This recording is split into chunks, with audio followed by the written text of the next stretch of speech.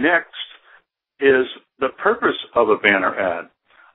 This is where I find most people kind of don't understand the purpose of the banner ad. I'm going to give you a few seconds to write this information down, but this is filling in the blanks right there. The purpose of your ad is to bribe the customer with gifts or rewards in exchange for customer contact information. That is the key, because what you're doing with the ad is you're growing the advertiser's database. Now, why would you want to grow somebody's database? Well, because where a business makes its money is really on the back end. You make your money on retention sales. Just like your business as a newspaper, you should be making most of your money on retention. That is people that know you, they've done business with you, they like you, and they keep coming back, and hopefully they tell their friends. Those are retention sales. Let me just show you again another successful campaign. So I just kind of want this to kind of hit home. This one here was done for a small newspaper here in Northern California. Notice how simple the ad is. It's one free dinner, and you bring a friend. Click now for a free dinner. Now, this little ad here, on a fairly, it's a small town here in Northern California, generated 1,238 clicks. This is in 1 week, and we signed up 242 people for this free offer. Here's the squeeze page. You bring a friend, get your dinner. Now again, notice you fill in the data fields. There's not a lot of copy here because they don't really need to have a lot of copy. We do tell people, though, we're going to protect the information. We're not going to sell it. We're not going to show it to third parties ever.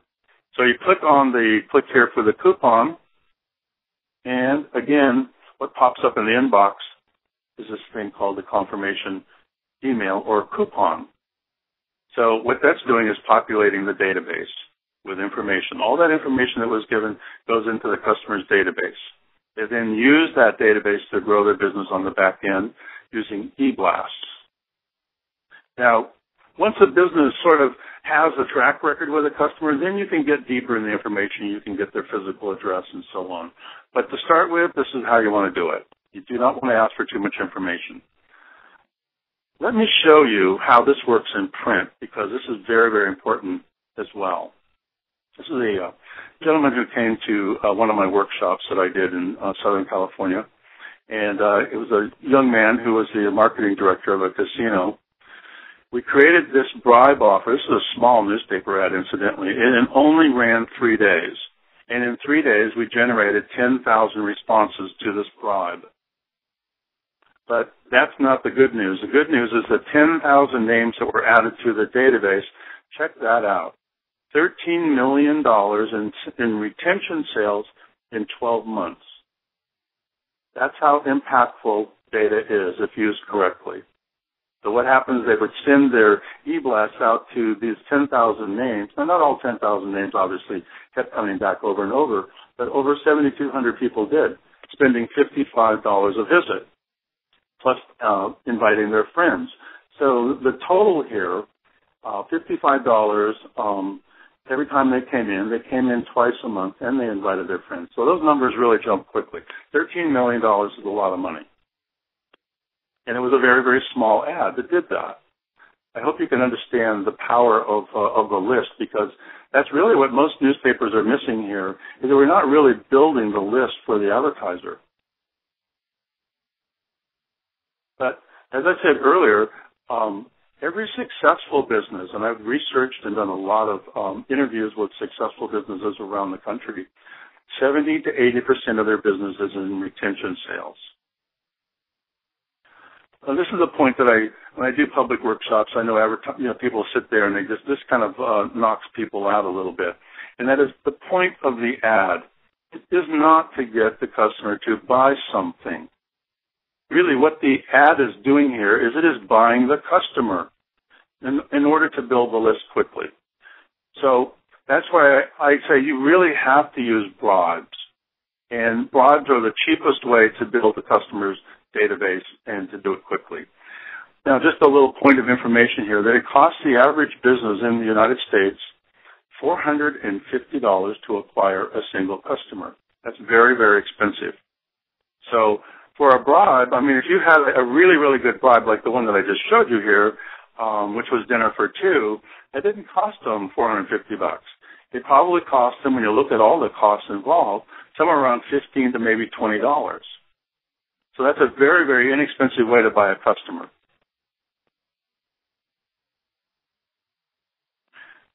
Okay, number 3. Let me show you the 3 most effective types of offers. This, again, came out of a lot of trial and error. So the 3 are, number 1 is a curiosity builder type of offer. Then there's the avoid risk or pain offer. And then the irresistible free offer. Those are the 3 that work best. I'm going to show you some samples. But first, let me just say this about the offers, and that is banner ads or web ads are really about generating leads more than they are about closing sales, and that's really a mindset. If the ad starts to press on people to close a sale, you will not get somebody to click. So the purpose is to really soften somebody. In other words, what you're doing, the purpose of the offer is to what I call make the sale before the sale. In other words, I have to sell you on clicking. So I can't like twist your arm to click. I've got to make this so irresistible for you that you'll want to click. So that's really making the sale before the sale. Hope that makes sense. That's a big, big point. Now let me just show you, this is a sample of the Curiosity Builder.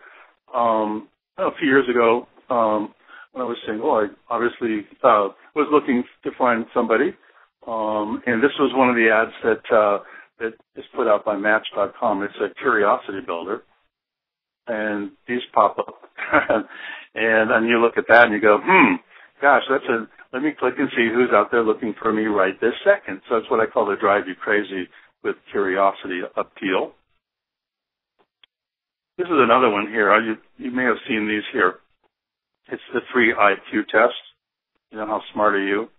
That kind of thing. It's a bit of a challenge, but it's a lot of people click these and they're very curious. Now this is a sample of the avoid risk or pain offer. A lot of people, unfortunately, are faced with foreclosures, unable to make payments and so forth. So that kind of an ad is a very impactful ad. So what the offer here is, it's promising promising that pain can be averted and quickly. This is another one. Notice these are not very complex. Most of these ads that I'm showing you are very, very simple ideas. But again, just remember they're leading you to a squeeze page, and that squeeze page has a lot more information on it. So this here is get money fast, problem solved. Now this is the irresistible free offer. Hooters is offering a $100 gift card. You click there, and presto, you get a little card, and it's use it at Hooters. That's the whole idea. Obviously, the idea here is to bring you back as many times as possible.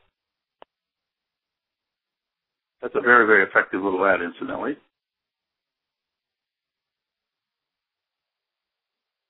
Now, this one here is an irresistible offer as well. Again, it takes you to a squeeze page. A squeeze page is the difference between a squeeze page, let's say, and a landing page. I know some people might be wondering.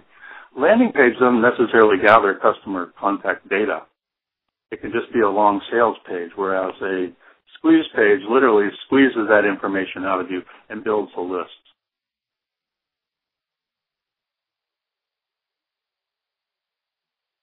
So let's chat now about, these are very important components, as you can see. So the offers in ads are very important to understand which offers you're going to use. The headlines are really built into the offer. You don't have a lot of space to work with, so your offer and your headline really have to be almost the same thing. And then the call to action command button. Well, this one here, I mean, which newspaper would you click that one? Click here now to get 1,000 new advertisers. So the purpose of that button really is to restate the offer in the ad and to cause a click. And interestingly enough, this color that I'm using here is called ochre.